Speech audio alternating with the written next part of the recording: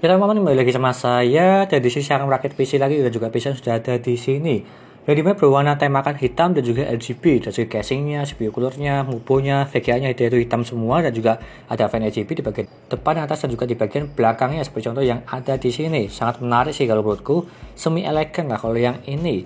Yang dimana saya menggunakan Core i5 Gen 10 yang dimana 10400F dan juga menggunakan 1650 yang ada di sini. Dengan total harga 9,7 juta, yang dimana paparnya baru semua kecuali satu dari segi harddisknya. Harddisknya saya menggunakan 500 GB yang second, bukan yang baru, karena emang menghemat budget sih kalau yang rakitannya yang ini. Seperti itu aja untuk penjelasannya di awal, dan kita lanjut saja untuk penjelasannya apa aja paparnya yang saya pakai di sini. Sebelum itu jangan lupa klik subscribe ya teman-teman, pojok kanan bawah tuh ya, tinggal diklik seperti itu. Dan kita lanjut saja yang pertama. Saya menggunakan Core i5 10400F yang dimana dia itu tray ya, tidak ada boxnya seperti contoh yang ada di sini. Kalau yang tray harganya lebih murah, 1,8 juta. Kalau dibandingkan dengan Core i3 Gen 12, Core i3 12100F, kalau menurutku sih ya lebih bagusan Core i5 Gen 10. Yang dimana harganya tepat 100 sampai 200 ribu. Kalau menurutku lebih bagusan yang Core i5 6 core 12 thread juga sudah sangat cukup untuk bermain game maupun live streaming. Kalau yang Core i3 ya supaya upgradable ke depannya sih. Tapi itu juga bagus, tapi harganya masih agak mahal juga untuk yang saat ini. Terpaut tipis lah dengan Core i5 Gen 10, meskipun performanya lebih bagus Core i5 Gen 10 kalau menurutku.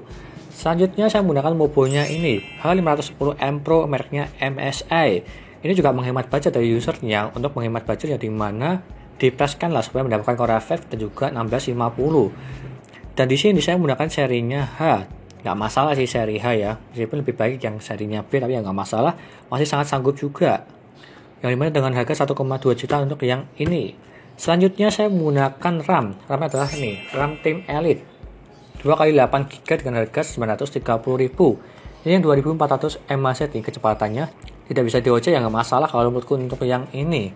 2x8 GB sudah sangat cukup sih, supaya lebih menghemat budgetnya.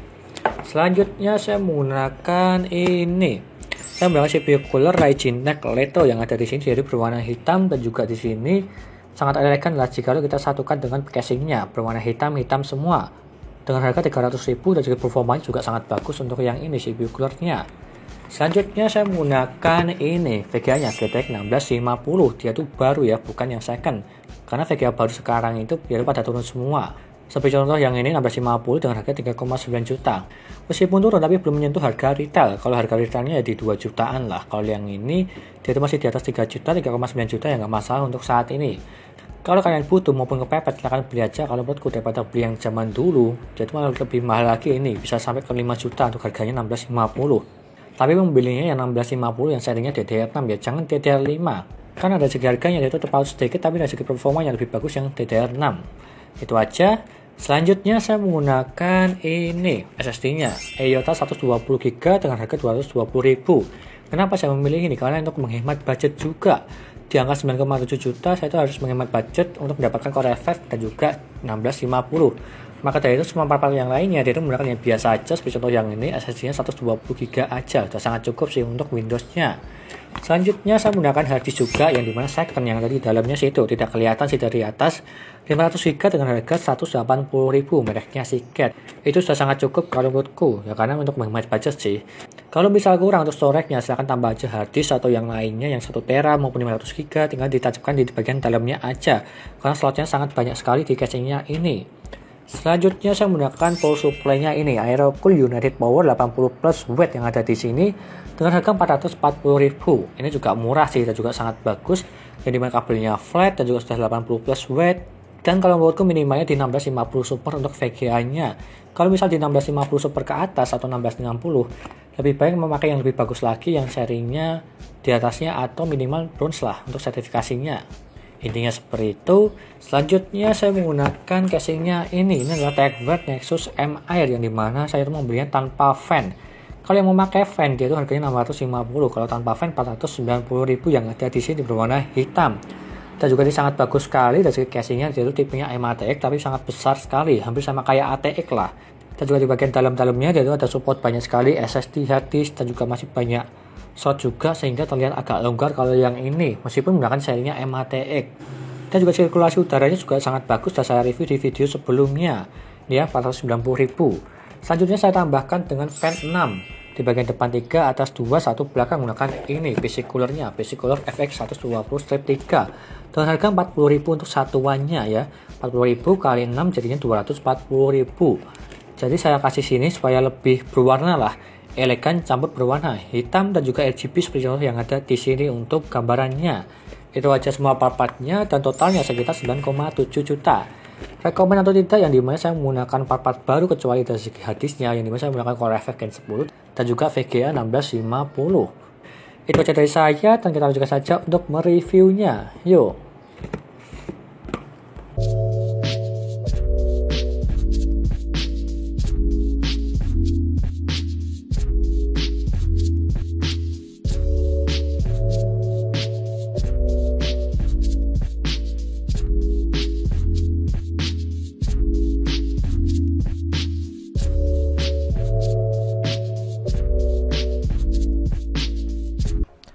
Lalu yang pertama dari segi booting Windows-nya, dan kita tunggu aja seberapa cepat dia untuk booting Windows-nya.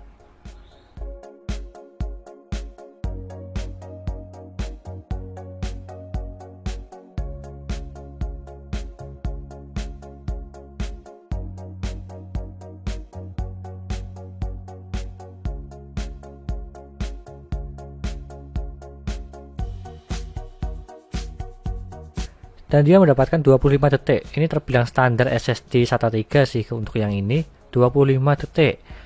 Yang dimana kadang berbeda PC berbeda kecepatan, meskipun sama-sama menggunakan SSD yang sama, yaitu seperti contoh yang ada di sini.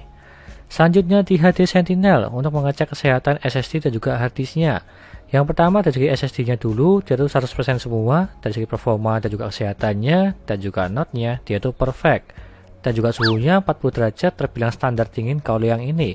Standar di kalangan SSD SATA 3 lah untuk 40 derajat. Selanjutnya di harddisknya juga. Dia itu 100% semua dari segi performa dan juga kesehatannya, dan juga notnya dia itu perfect. Dan juga suhunya 33 derajat terbilang dingin kalau yang ini. Meskipun ini menggunakan harddisk second ya, bukan harddisk baru. Selanjutnya di Crystal Disk Mark, yang dimana saya akan mengetes untuk kecepatan dari segi SSD EIOTA-nya. Untuk membacanya mendapatkan 544 dan juga menulisnya 472. Dan jika kita bandingkan dari segi yang tertulis di dalam websitenya, dia itu up-to-nya 500/500. Kalau kita bandingkan dari segi membacanya, dia itu melebihi 44. Kalau yang menulisnya kurang 28, tapi nggak masalah sih kalau menurutku untuk yang ini. SSD dengan harga murah, tapi dia itu kecepatannya di atas 400 semua dari segi membaca dan juga menulisnya. Selanjutnya di HP monitor, yang dimana saya menggunakan CPU cooler Ryzen Tech Leto untuk mendinginkan Core i5 Gen 10. Untuk minimalnya mendapatkan 29 derajat, terbilang dingin kalau yang ini, tidak ngapa-ngapain di desktop, dan juga maksimalnya mendapatkan 65 derajat, yang dimana ini juga terbilang dingin juga, masih di bawah 70 derajat. Untuk maksimal ya, saya tes di Cinebench R15 5 kali berturut-turut, dia ada maksimal di 65 derajat, terbilang dingin, dan juga minimalnya di bawah 30 derajat terbilang dingin juga untuk yang ini. Dan kita lanjutkan saja ke Cinebench R15. Untuk OpenGL mendapatkan 142 fps, yang dimana saya menggunakan GTX 1650 DDR6 ya, bukan DDR5. Dan juga CPU-nya 1245 CP. Lanjut ke gamingnya. Untuk GTA 5, settingan 1080p dan juga very high. Untuk rata-rata yang mendapatkan 118 fps. Di settingan rata kanan masih di atas 100 fps untuk bermain game GTA 5. Masih sangat nyaman sekali, apalagi untuk live streaming, masih sangat sanggup. Lanjut ke Forza Horizon 4. Settingan 1080p dan juga settingan high. Untuk rata-rata yang mendapatkan 80 fps. Di settingan rata kanan masih di atas 60 fps. Ini masih sangat nyaman juga, apalagi untuk live streaming masih bisa. Untuk game Forza Horizon 4. Lanjut ke Genshin Impact. Settingan 1080p dan juga settingan high. Untuk rata-rata yang mendapatkan 60 fps untuk yang ini. Ini memang mentok di 60 fps dari segi settingan gamingnya. Tapi masih sangat lancar juga, tidak pernah drop fps untuk yang ini. Lanjut ke Dota 2. Settingan 1080p dan juga settingan high. Untuk rata-rata yang mendapatkan 113 fps. Masih di atas 100 fps untuk game Dota 2. Bisa dibilang ini gamenya lebih ringan sih daripada game-game yang saya tes di sebelum-sebelumnya. Lanjut ke PUBG Steam. Settingan 1080p dan juga settingan high. Untuk rata-rata yang mendapatkan 122 fps untuk yang ini. Kalau di setting ultra, ini masih bisa sih di atas 60 lah untuk settingan ultra. Tapi saya setting di high aja, ya karena VRAM-nya 4GB dari segi VGA-nya. Jadi biar stabil di settingan high aja untuk yang ini, masih di atas 100 fps PUBG Steam.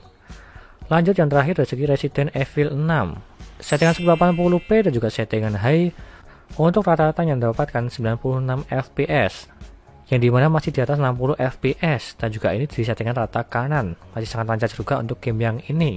Yang dimana game yang ini lebih cenderung ke VGA-nya. Kalau VGA bagus, bisa lah untuk di rata kanan. Lanjut ke pengujian Blender, yang dimana saya akan merender suatu gambar BMW. Sebagai contoh yang ada di sini, rendernya menggunakan GPU, dan dia mendapatkan 1 menit 3 detik untuk rendernya. Untuk kelas GTX 1650 yang DDR6. Lanjut ke dayanya, yang dimana untuk minimalnya tidak apa-apain di desktop mendapatkan 53 watt, terbilang irit kalau yang ini. Meskipun ada RGB-nya, tapi masih terbilang irit juga karena tidak terlalu full RGB untuk yang ini. Dari segi CPU coolernya, RAM-nya, dan juga yang lainnya lah. Masih aman sih, terbilang irit lah untuk idle posisinya. Dan juga maksimalnya di 165 watt, yang dimana ini saya tes di Resident Evil 6 1080p settingan high. Dia tuh mentok di 165 watt. Tetapi rata-ratanya di 140-150an lah untuk yang ini. 165 watt cuma menyentuh satu kali aja. Jadi bisa dibilang maksimal ke 165 watt untuk yang ini. Dan kesimpulannya, dengan harga 9,7 juta mendapatkan 1650 yang biasa dan juga mendapatkan Intel Core i5 Gen 10. Kalau menurutku terbilang rekomen untuk yang ini. Meskipun harga VGA yang ada di sini dia tuh berbeda dengan bulan sekarang. Karena ini saya membelinya di pertengahan bulan Februari. Tetapi kalau di pertengahan bulan April, dia itu harganya 3,3 juta lah. Lebih murah daripada yang dulu di bulan Februari. Karena itu saya syuting di bulan Februari untuk harga-harganya semuanya yang ada di sini. Jadi kalau harga sekarang bisa lebih murah lah daripada harga yang dulu. Intinya seperti itu, dan semua listnya ada di sini. Tinggal Anda beli aja jika kalian berminat, dan juga linknya ada di deskripsi. Harganya juga up to date untuk sekarang ini.